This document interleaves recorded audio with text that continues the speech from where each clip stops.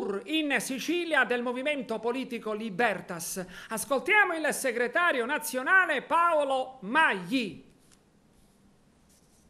Noi siamo qui in Sicilia e sono già 2 giorni che sono fatto Palermo, ieri Caltanissetta, e oggi ho il piacere di stare qui presso la vostra emittente per riportarmi un po' a quei valori della democrazia cristiana quando nacque nel 1943, che si chiamava Libertas, perché la democrazia cristiana nasce come Libertas e nasce proprio in questi territori della Sicilia, nasce proprio qui laddove c'è la patria, la cultura, laddove è nata tutto l'Italia del regno delle 2 Sicilie, quel regno.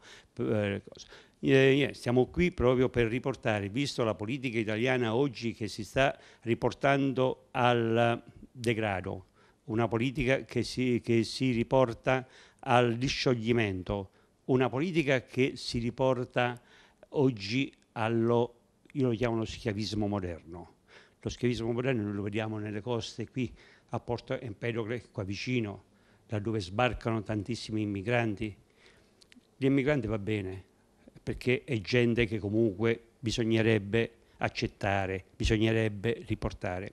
Ma io vorrei riportare un po' un episodio negli anni 50, precisamente intorno al 56-57, laddove c'erano tantissimi, anche io sono un meridionale, sono un terrone e me ne vanto e ne sono fiero.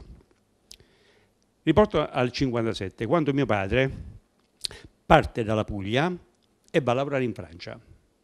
Prima di andare a lavorare in Francia viene chiamato perché in Francia serviva la manodopera.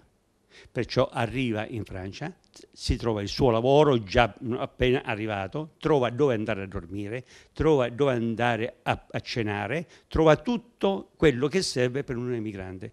La stessa cosa possiamo fare in Italia, perché non è vero che c'è la guerra laddove queste persone vengono, perché le persone che vengono dalla guerra si vedono, si tocca. Questi qua che vengono non vengono per la guerra, vengono per tutte queste cose. Solo su questo qui, perciò ecco, iniziamo dalla Sicilia, come Libertas è iniziato subito nella seconda guerra mondiale, e noi oggi con la parte politica ci troviamo a iniziare come fu lasciata dalla seconda guerra mondiale.